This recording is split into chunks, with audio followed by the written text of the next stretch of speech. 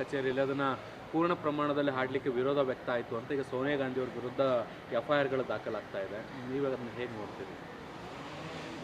ಭಾರತೀಯ ಜನತಾ ಪಾರ್ಟಿಯವರು ಅವರ ಹಳೆಯ ಸಿದ್ಧಾಂತ ಏನಿತ್ತು, ಗೋಲ್ವರ್ಕರ್ ಅವರು ಬಂಚ್ ಆಫ್ ಥಾಟ್ಸಲ್ಲಿ ಏನು ಬರೆದಿದ್ದರು, ರಾಷ್ಟ್ರ ಚಿಹ್ನೆಗಳು ಮತ್ತು ರಾಷ್ಟ್ರಗಾನ, ರಾಷ್ಟ್ರಗೀತೆ ಇದರ ವಿರುದ್ಧ ಮೊದಲಿಂದಲೂ ಸಹ ವಿರೋಧ ವ್ಯಕ್ತಪಡಿಸಿದ್ದಾರೆ. ಮೊದಲು 2024 ಲೋಕಸಭಾ ಚುನಾವಣೆ ಮೊದಲು 400 ಪಾರ್ ಅಂದಿದ್ರು. ಅಂದರೆ ಸಂವಿಧಾನವನ್ನು ಬದಲಾವಣೆ ಮಾಡ್ತೀವಿ, ಅದಕ್ಕೋಸ್ಕರ 400 ಸೀಟ್ ಮೇಲೆ ಕೊಡಿ ಅಂತಂದಿದ್ರು. ಸ್ವತಂತ್ರ ಹೋರಾಟದ ಆಶಯಗಳು ಅಥವಾ ಸ್ವತಂತ್ರ ಹೋರಾಟದ ತಿರುಳೇನಿತ್ತು, ಅದು ಸ್ವತಂತ್ರ, ಸಂವಿಧಾನ, ತ್ರಿವರ್ಣ ಧ್ವಜ, ರಾಷ್ಟ್ರಗೀತೆ ಮತ್ತು ರಾಷ್ಟ್ರಗಾನ ಇವೆಲ್ಲಕ್ಕೂ ಸಹ RSS ಅವರು ಹಿಂದೂ ಮಹಾಸಭಾದವರು ವಿರೋಧ ಇದ್ದರು.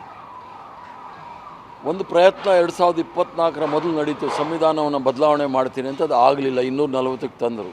ಈಗ ರಾಷ್ಟ್ರಗೀತೆ ಏನಿದೆ, ಜನಗಣ ಮನವನ್ನು ಅದನ್ನು ಅಪಮಾನ ಮಾಡಿರ್ತಕ್ಕಂಥ ಕೆಲಸ ಭಾರತೀಯ ಜನತಾ ಪಾರ್ಟಿಯವರು ಮಾಡಿದ್ದಾರೆ. ಅದನ್ನು 2ನೇ ದರ್ಜೆಗೆ ತೆಗೆದುಕೊಂಬರ್ತಕ್ಕಂಥ ಕೆಲಸ ಮಾಡ್ತಾ ಇದ್ದಾರೆ, ಒಂದೇ ಮಾತರಮ್ನ ಮೇಲೆ ತಂದು. ನಾವೇನು ಒಂದೇ ಮಾತರಂ ವಿರುದ್ಧ ಇಲ್ಲ. ಒಂದೇ ಮಾತರಂ ಇತಿಹಾಸ ನೀವು ನೋಡಿದಾಗ 1875ನೇ ಇಸ್ವಿನಲ್ಲಿ ಬಂಕಿಮ್ ಚಂದ್ರ ಚಟರ್ಜಿಯವರು ಬರೆದಿರ್ತಕ್ಕಂಥದ್ದು 2 ಸ್ಟ್ಯಾನ್ಸ. ನಾವೇನು ಇಷ್ಟು ವರ್ಷ 1896ರಿಂದ ಇವತ್ತಿನವರೆಗೂ ಸಹ ನಾವೆಲ್ಲ ಕಾಂಗ್ರೆಸ್ ಸಭೆಗಳ ಸಮಾರಂಭದಲ್ಲಿ ಮೊದಲು ಒಂದೇ ಮಾತರಂ, ಕಡೆಗೆ ರಾಷ್ಟ್ರಗೀತೆ ಆಡ್ತೀವಿ.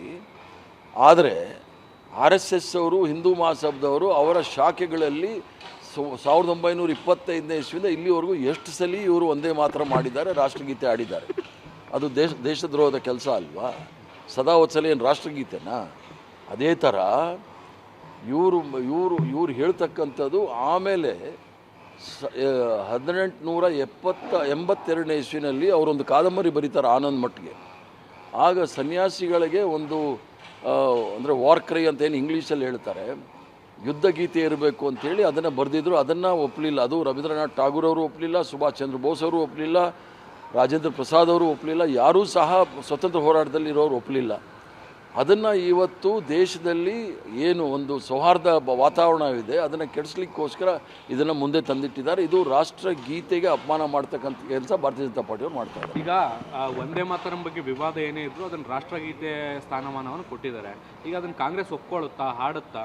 ಈಗ ಅವ್ರು ಕಾನೂನು ಮಾಡಿದ್ದಾರೆ, ಸರ್ಕಾರದಲ್ಲಿ ಕಾನೂನು ಮಾಡಿದ್ದಾರೆ. ಕಾಂಗ್ರೆಸ್, ನಾನೊಬ್ಬ ಪ್ರದೇಶ್ ಕಾಂಗ್ರೆಸ್ ಕಮಿಟಿ ಅಧ್ಯಕ್ಷನಾಗಿ ಕಾಂಗ್ರೆಸ್ ಸಭೆ ಸಮಾರಂಭದಲ್ಲಿ ನಾವು ಆಡೋದು 2 ಸ್ಟ್ಯಾನ್ಸಾ. 1896ನೇ ಇಸ್ವಿಯಿಂದ 2026ವರೆಗೂ ಏನು ಆಡ್ಕೊಂಡು ಬಂದಿದ್ದೀವಿ ಅದನ್ನೇ ನಾವು ಆಡೋದು. ಪೂರ್ಣಗೀತೆ ಹಾಡಲ್ಲ, ಪೂರ್ಣಗೀತೆ ನಾವು ಆಡೋದಿಲ್ಲ ಕಾಂಗ್ರೆಸ್ ಸಭೆ ಸಮಾರಂಭದಲ್ಲಿ. ಅದು ನನ್ನ president of Congress party, Pradesh Congress committee ಅಧ್ಯಕ್ಷನಾಗಿ ಇದು ನನ್ನ ನಿರ್ಣಯ. ಈಗ ಕಾಂಗ್ರೆಸ್ ಸರ್ಕಾರ ಕೂಡ ಇದೆ ಸರ್. ಈಗ ಸರ್ಕಾರದ ಕಾರ್ಯಕ್ರಮಗಳು ಬಂದಾಗ ಕಾನೂನನ್ನು ಪಾಲನೆ ಮಾಡಬೇಕಾಗುತ್ತೆ. ಸರ್ಕಾರ ಪಾರ್ಟಿ ಸರ್ಕಾರ ಇರ್ಬೋದು, ಮತ್ತು ಅದು ಜನಗಳ ಸರ್ಕಾರ. ಕಾನೂನು ಏನಿದೆ ಅದನ್ನು ಅವ್ರು ಸರ್ಕಾರದವ್ರು ಪಾಲನೆ ಮಾಡ್ತಾರೆ, ಅದರಲ್ಲೇನು ತಪ್ಪು ಅಂತ ನಾನು ಅನಿಸೋದಿಲ್ಲ.